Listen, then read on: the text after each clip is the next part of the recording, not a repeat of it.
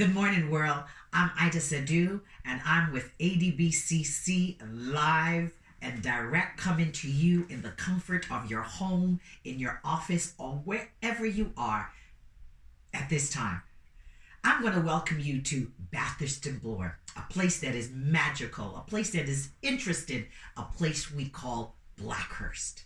And I want you to stay with me as we take you in the comfort of your home on this journey of this rich neighborhood that contains so much legacy of all kinds of groups. But the group or the community that I'm going to speak about and bring into the comfort of your home and into the comfort of your hearts is the community of African descent. Some people might say the Black community, but this program is about telling you all the goodness that takes place at a different Booklist Cultural Center, the People's Residence, located at 777 Bathurst Street. But we thought you can't come to us in light of the current coronavirus 19 situation. So we thought we are going to bring the message to you. How many times have you heard, bring the message to the people, take it to the streets? That's all in the tradition of Bathurst and Bloor. Over the years, people have taken their message to the streets at Bathurst. They have marched on Bathurst. They have chanted on Bathurst. They've sang on Bathurst. They've brought great music, their foods, their expression, their culture. Hey, I know you're getting excited already just to come and experience Bathurst and Bloor. But get this, Bathurst and Bloor is going to step right into your home and into the comfort of your hearts. Now, you know, and I know, and if you don't know, I'm here to tell you. Just imagine you're coming to Bathurst and Bloor and you're on the train. Yes, the subway train. And when you get off at Bathurst, the first thing that captures you, the first thing that makes your senses go zing, is the smell of cinnamon. Every time that I get off the train at Bathurst and I smell cinnamon, it takes me immediately to the island of Grenada, the island in the nation that is called the island of spice. Yes, cinnamon. And I can't help but think of all those women who too came from Grenada back in the early 1950s to be here in Canada. Those women came as domestics. Those women were some of the first wave of Caribbean immigrants to come into the city of Toronto. And do you know what? They made their way to this special street called Bathurst. So when I get off that train and I smell that cinnamon, I can't help but think of the great nation of Grenada. And then something else captures my senses and makes me excited as I smell that aroma. Let me just repeat that again for you. That aroma of those Jamaican patties. Come in, the smell just floating out of that bakery. And again, it reminds me of the Caribbean, and it reminds me again of the 1950s when another group of immigrants, largely women, came to this country as domestic workers out of the great nation of Jamaica. But here's the thing. The great nation of Jamaica has given us this thing called the Jamaican beef patty. Oh, my stars. A snack. I know. No. I know you were just saying I got to get myself to the fridge right now and warm up one of those patties. I don't know where you got it from. But what we do know is this snack, the golden flaky snack coming out of Jamaica, has made it into the international language of fast foods. I'm not even out of the subway yet, but the history is so rich. So that's why we thought it was so important to bring Bathurst and Bloor into the comfort of your homes and into your hearts. Now, I'm going to give you an instruction. Go tell someone in your home to go to the fridge and warm up the patties while I tell you a little bit about the patty. Because I know the next time and after you hear this news that I am going to drop on you right now, you're going to look at a patty a whole lot different. Now, in the year 1985, what year did I say? Oh my gosh, I can just hear Canadians yelling back at me. 1985. This incredible moment of social justice took place in the city of Toronto. Yes, you don't have to go someplace in the world to find social justice. Social justice can happen right on the corner.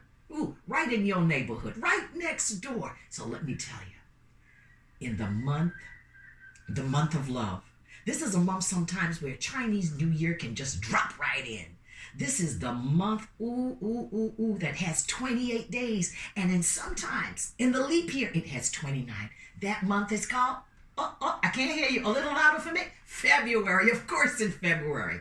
And on the day of love, which is February 14th. Yes, my aunt was born on the 14th, so we remember that day. On February 14th, the Sheer newspaper, this is a newspaper that is in the black community.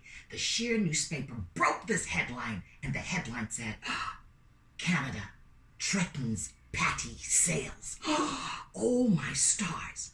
Well, it so happened that a group of meat inspectors representing the government of Canada went to the patty vendors in the city of Toronto and gave them this news. Just imagine the people making their patties, in places like Kensington Market. Again, my gosh, people walking up and down in that Kensington Market were smelling that aroma, the same aroma that I've told you about at Bathurst and Bloor.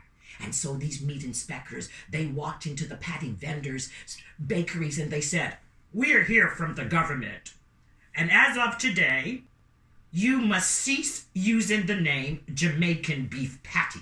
You can no longer call your patty a patty." And the vendor said, "What? What do you mean?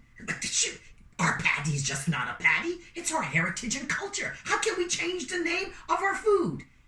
And the meat inspector said, "Your definition of patty is not the Canadian definition of patty.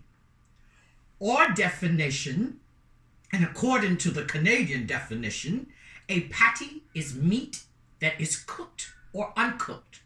It is seasoned or unseasoned, but is never placed into a crust or in pastry. And what you people are doing is placing meat inside of pastry. That is not a patty." Well, I'm telling you, the patty vendors and the patty bakers, they were upset. How dare the Canadian government walk into their establishment and tell them that their Jamaican beef patty was not a patty. They were playing. They were tarnishing culture and heritage. Well, what should we call it then? And are you ready for this? Are you ready for this? The Canadian inspector said, "You must call the patty a Caribbean pie." Oh my God. Okay, work with me. Let's taste Caribbean pie. I can't even hear you tasting it.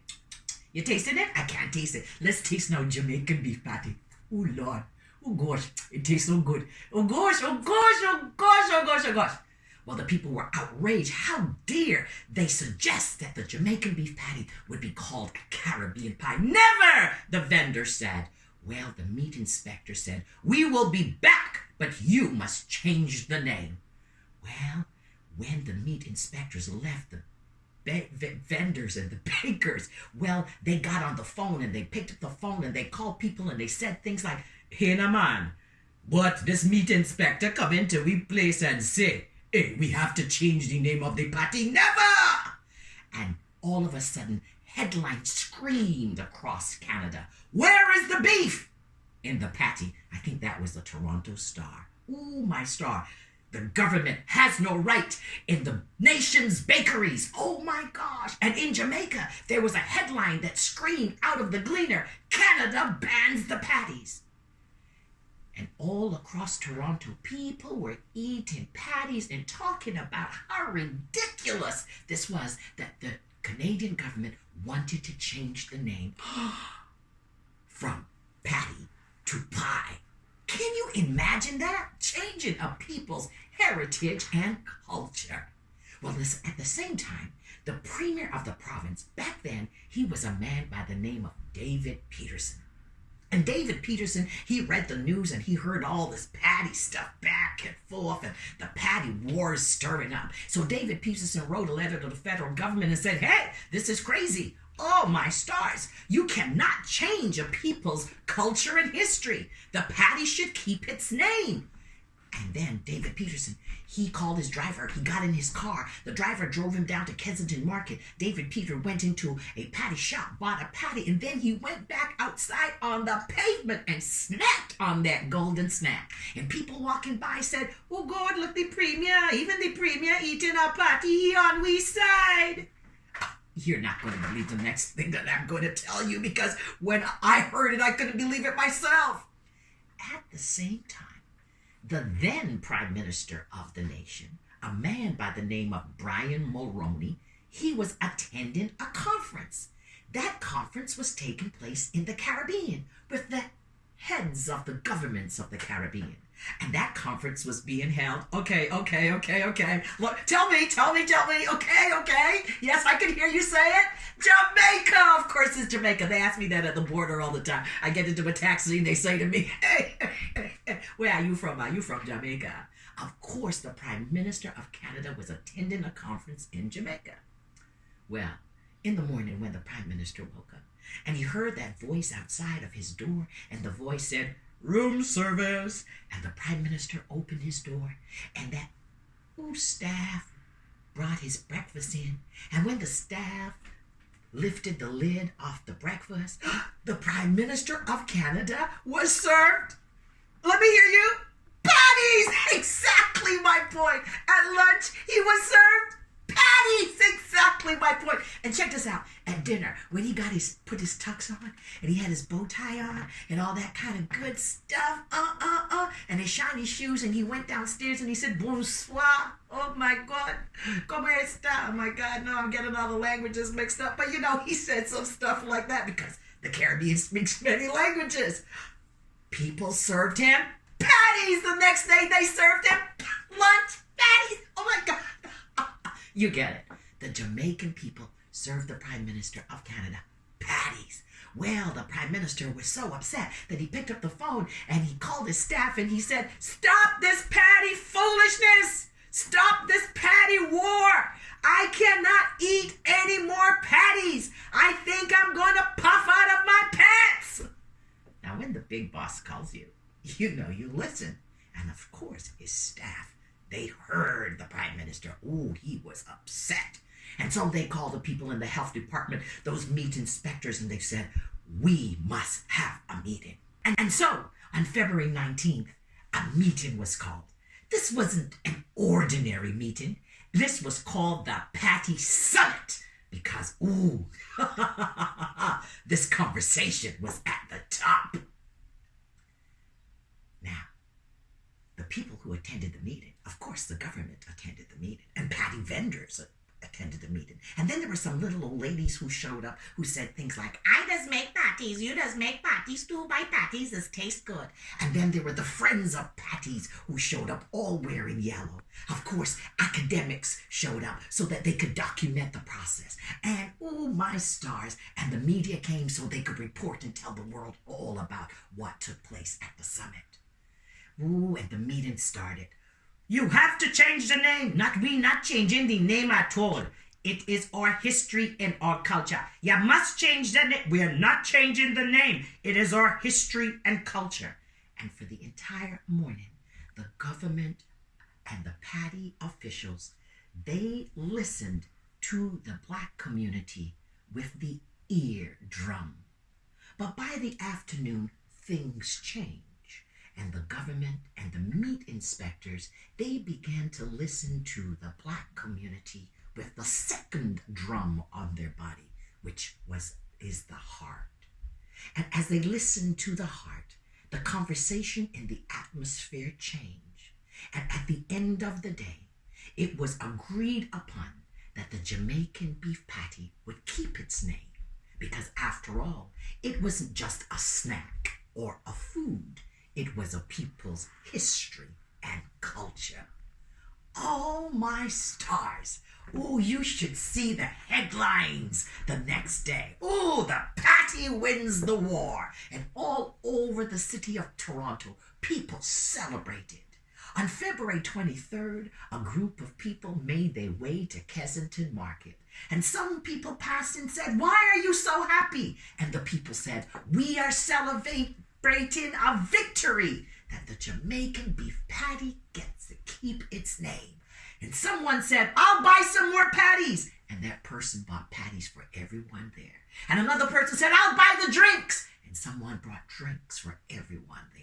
And then people remembered that their bodies were instruments. And so they began to sing and they began to dance. And this impromptu party took place right there in Kensington Market, celebrating this moment of social justice, oh my God, which happened right here in the city of Toronto in the month of February, the month called Afri-Can History Month, a month of love. And this all took place in 1985.